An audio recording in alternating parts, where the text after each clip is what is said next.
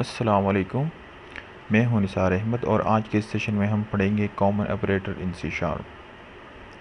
जिस तरह दीगर लैंग्वेजेस के अंदर हमारे साथ ऑपरेटर होते हैं जिसके ज़रिए हम लॉजिक बनाते हैं और अरिथमेटिक ऑपरेशन करते हैं, बिल्कुल उसी तरह सी शार्प के अंदर भी हमारे साथ ये ऑपरेटर मौजूद है।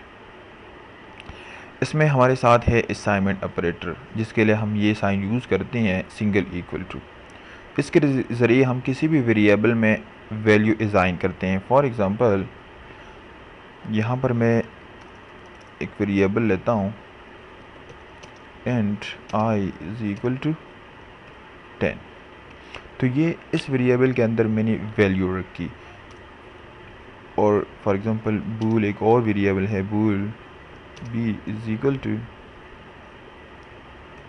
10 कंट्रोल के d, ताकि ओके बूलियन में मैं रखूँगा true.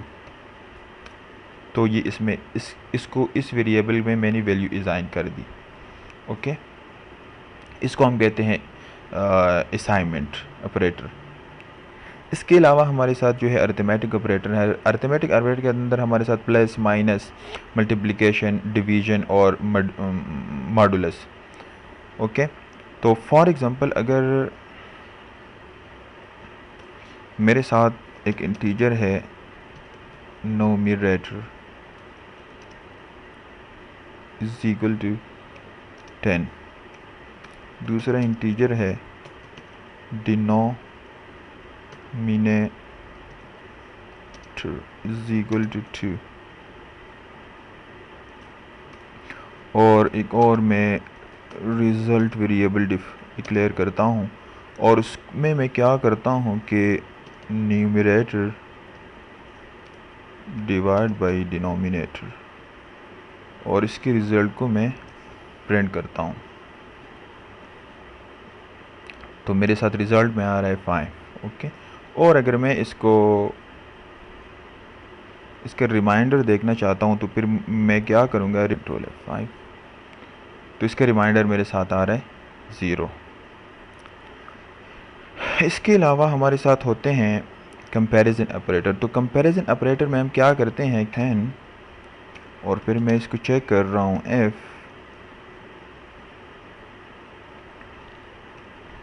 f number is equal to 10।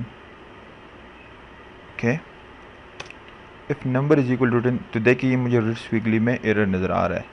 तो ये एरर मेरे साथ आ रहा है कि इस तरह कंपैरिजन नहीं होता, बल्कि कंपैरिजन के लिए हम double equal to sign use करते हैं। अगर सिंगल में करता हूँ तो वो असाइनमेंट करता है, और अगर डबल में करूँगा तो ये अब ठीक तरह से मुझे कंपैरिजन दे रहा है।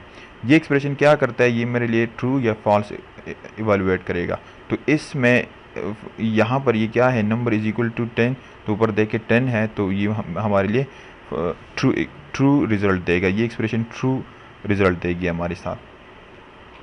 ओके, कंडीशनल ऑपरेटर में हमारे साथ दो ही हैं, एंड और आर। फॉर एग्ज़ाम्पल मैं एक और वेरिएबल लेता हूँ int number 2 is equal to 20। यहाँ पर मैं अब चेक कर रहा हूँ कि if number is equal to 10 and number 2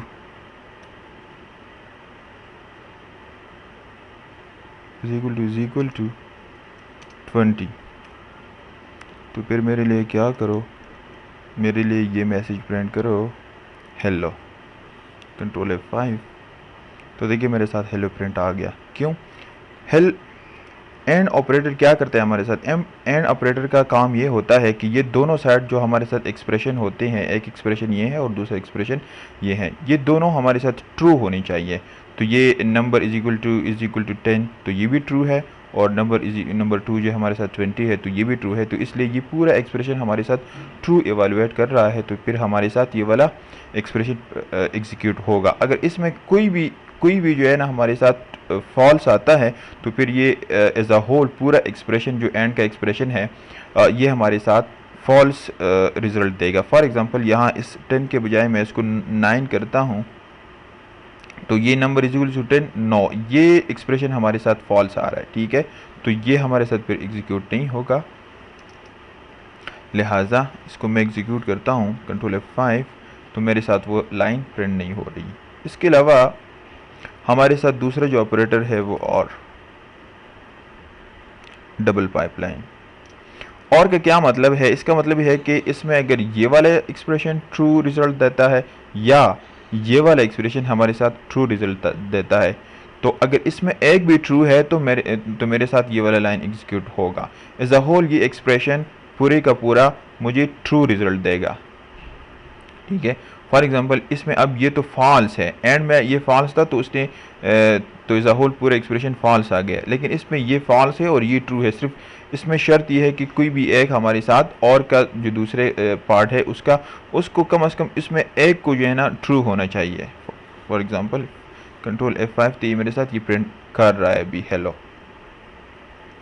okay. तो एंड और आर में ये फ़र्क है, एंड जो है ना उसके लिए सारे जो उसके अंदर एक्सप्रेशन है वो ट्रू होने चाहिए, आर में कोई एक हमारे साथ ट्रू होने चाहिए, या ये ट्रू होना चाहिए या ये ट्रू होने चाहिए, ओके।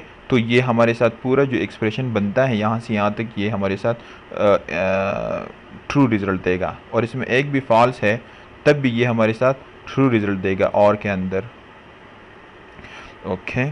चौथा ऑपरेटर है टर्नरी ऑपरेटर। तो टर्नरी ऑपरेटर में हमारे साथ क्या होता है, इसके लिए जो साइन यूज़ होती है वो इंटरोगेशन साइन और उसके बाद ये डबल कोलोन।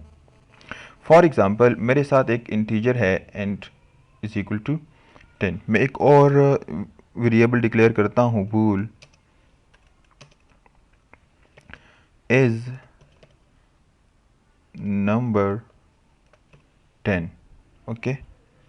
और फिर यहाँ पर आके मैं क्या करता हूँ, एफ कंडीशन लगाता हूँ, if number is equal to 10, तो क्या करो, इस वाले ये जो इस नंबर 10 बुलियन मेरे साथ वेरिएबल है इसमें कौन सी वैल्यू रखो, ट्रू, क्योंकि ये ट्रू इवेलुएट होगा तो यहाँ पर ट्रू आ जाएगा। अदरवाइज एल्स पार्ट में क्या करो,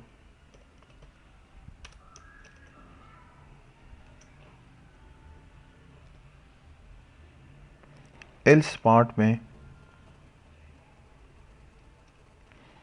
इसको मैं डिज़ाइन करता हूँ फॉल्स, ठीक है।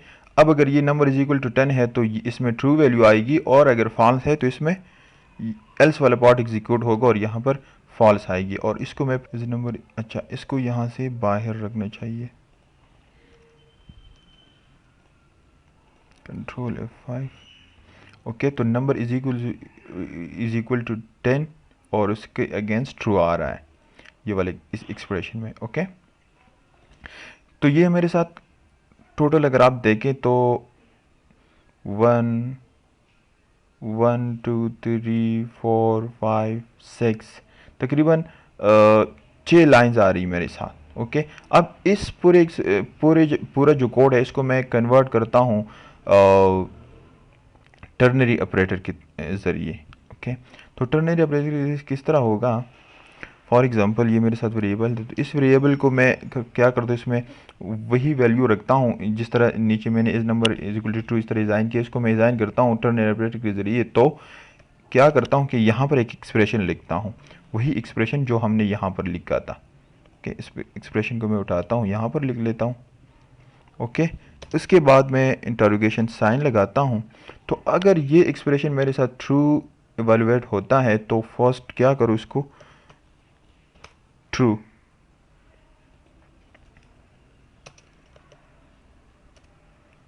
जो हमारे साथ ये वेरिएबल है इसके अंदर क्या रखो, ट्रू। और अगर फॉल्स आता है ये एक्सप्रेशन तो मेरे साथ इसमें क्या रखो, फॉल्स। और इसको मैं डिलीट करता हूँ और यहाँ पर मैं इसको एग्जीक्यूट करता हूँ, तो देखिए वही रिज़ल्ट मेरे साथ आ रहा है जो पहले आ रहा था, लेकिन मेरे साथ कोड मिनिमाइज हो गया, ओके। एक लाइन में सब पूरा काम मेरा हो गया, ओके। इस तरीके को हम कहते हैं टर्नरी। ये जो होता है ये हमारे साथ टर्नरी ऑपरेटर होता है, और ये जो डबल कोलोन है उसको हम इस तरीके से यूज़ करते हैं। इसके अलावा हमारे साथ है नल कोलेसिंग ऑपरेटर, लेकिन इसको बाद के सेशन में पढ़ेंगे, क्योंकि जब हम सी शार्प के अंदर नलेबल टाइप पढ़ेंगे उसके बाद हम इसको डिस्क्राइब करेंगे कि नल कोलेसिंग ऑपरेटर किस तरह काम करता है।